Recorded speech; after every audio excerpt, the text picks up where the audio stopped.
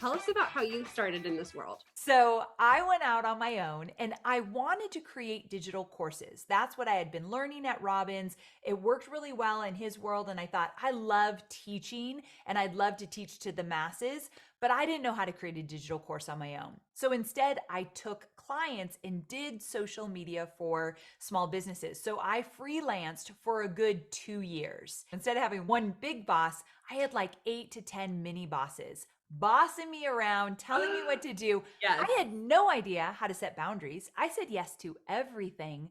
And in those first 2 years, I started hating the clients I was working with. So 2 years in, I thought I'm either going to have to go back to a job or I need to figure out this digital course thing.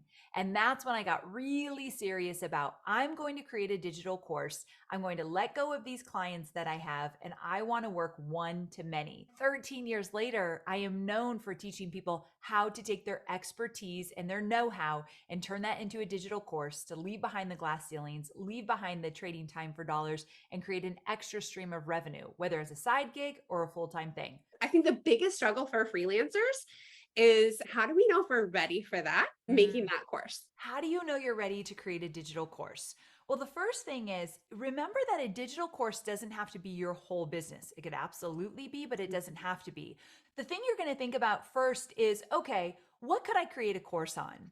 And this is where I tell all my students, all you need is a 10% edge. You need to be 10% ahead of those that you want to serve, which looks like you've gotten results for yourself or for your customers and clients, and you're going to teach how you got those results in a digital course. So think about where you've gotten results. And sometimes it has nothing to do with what you're working on right now. So now we got to think about, what do you love teaching? What could you talk about all day long? What are the questions people are asking you that they want to know how you do what you do?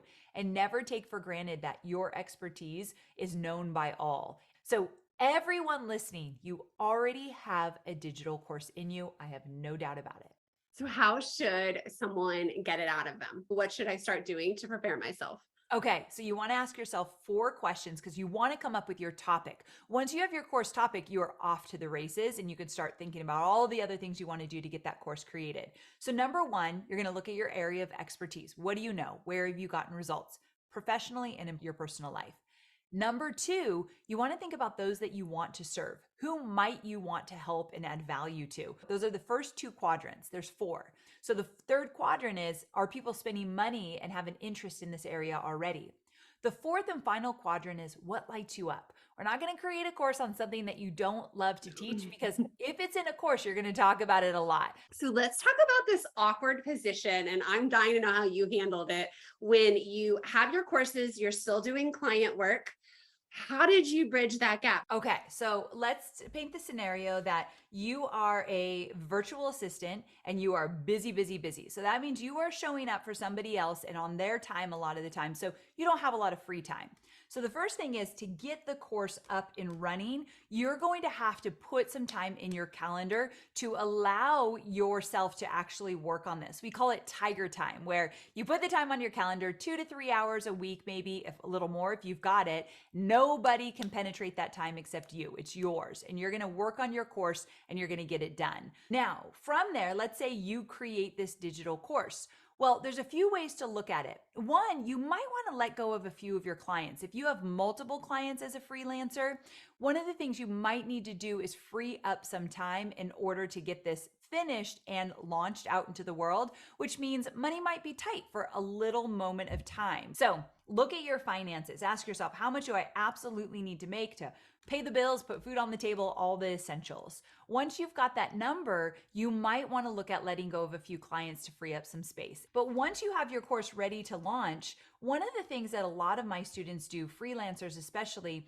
is they want to eventually either let go of the freelance work altogether. Another thing that a lot of my students do is they start to charge premium pricing to work with them one-on-one.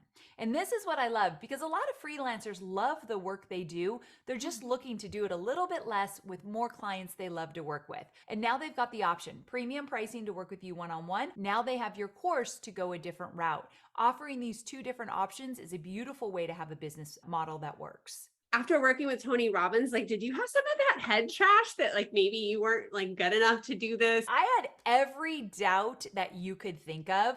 I can't even believe I am here today talking to you because I felt like I wasn't worthy. What the heck did I know to teach into a digital course? I worried in a really big way, what would people think of me? What would Tony Robbins think of me? I worried that if it doesn't work, I'm going to be so embarrassed. Like, what is that going to mean if I crash and burn? And newsflash, I did crash and burn and I got back up and I kept going. So you could get through that as well. Every doubt you can think of, I had. But here's why I kept going and why I'm here today. I was very clear about what I wanted. And it's so easy to say, like, get clear about what you want. And then people are like, yeah, yeah, yeah. But do you really know what you want? What do you want your lifestyle to look like? What do you want your day-to-day to look like inside your business? What do you want your relationships to look like? Do you want to travel? Do you want to be remote? What is it that you want? And when you're very, very clear, the days that your worries knock you to the ground, your why will pick you up. Oh my gosh, that's so good. And that's why every freelancer is doing this now. We all have that Yes. entrepreneurial heart. We're talking to people right now who have already taken a really big leap. And so you've already proven you are courageous. So now the next step for a freelancer who wants a different stream of revenue, it's let's be courageous to say, maybe what I'm doing, I could literally package it up and sell over and over and over again to the masses, to people in other states and countries that I would never have access to before. That's what's beautiful. I knew from being behind all these other client launches, like webinars were the way to go. So tell everyone why this is so important. And you know what I'm getting at, like the live launching component is so important. Okay. A lot of people will say live launches are too hard. Don't live launch. Go right to evergreen. Like it's a huge conversation. Mm-hmm. And I've been around long enough to know that is absolutely incorrect. And here's why. When you live launch, and I want to paint the scene, a live launch means, let's say you don't have to, but a live webinar. So you do a few live webinars, you're doing live Q&As. There's like a 10-day period that I am selling my course. I'm going to open enrollment and close enrollment. So it's a very intense, like 10 days of I'm selling my course. And why I love that so much is because in real time, you are learning what's working and what's not working, and you can pivot your promotion depending on how your audience responds. In addition to that, your audience sees live launching as a higher perceived value than something they know that is recorded. Now, there is a place for live launching and evergreen or automation. And so I do both and I teach both and I love both. So live launching, absolutely. Once or twice a year, I say is essential or you're leaving tons of money on the table.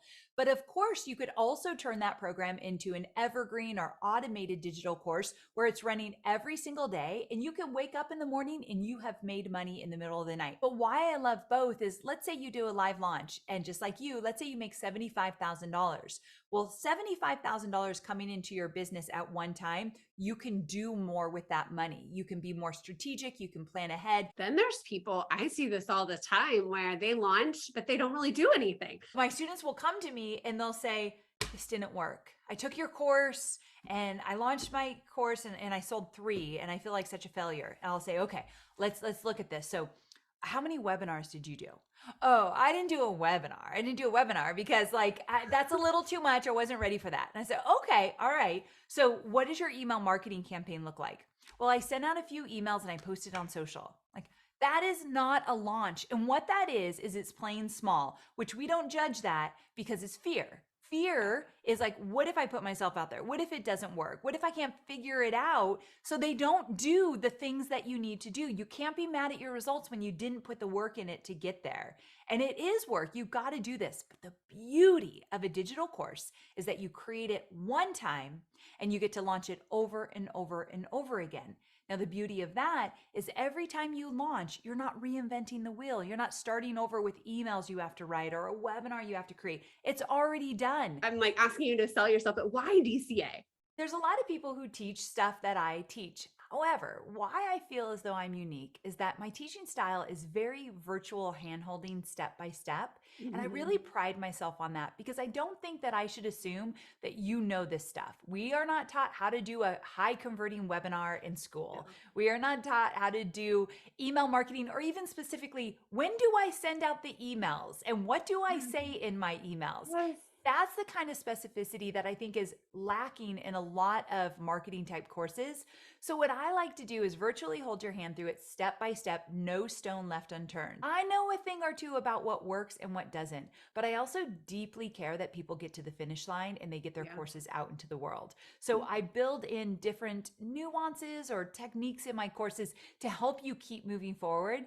But here's the coolest thing about Digital Course Academy. I teach in my course how to create and launch a digital course. But the beautiful thing is, as you're learning, you're seeing me do a digital course. So you're seeing how I do it. You're seeing the little pep talks and you think, oh, I could add that to my course. Or you're Yes. seeing a guide, a PDF guide I created, and you're thinking, I can model that and do it in my own course. So I'm giving you an example of something that obviously works. You bought it. Now you're in it and you can steal all my ideas and make them your own. So it's like a double layer of goodness inside one course. So I really do think it's unique. One major question, what is the biggest mistake you see people do when they first create their course? The first major mistake I see is that people try to add too much to their digital course because they're trying to prove themselves. So not throwing everything in is a good thing, and I'm going to teach people how to do so.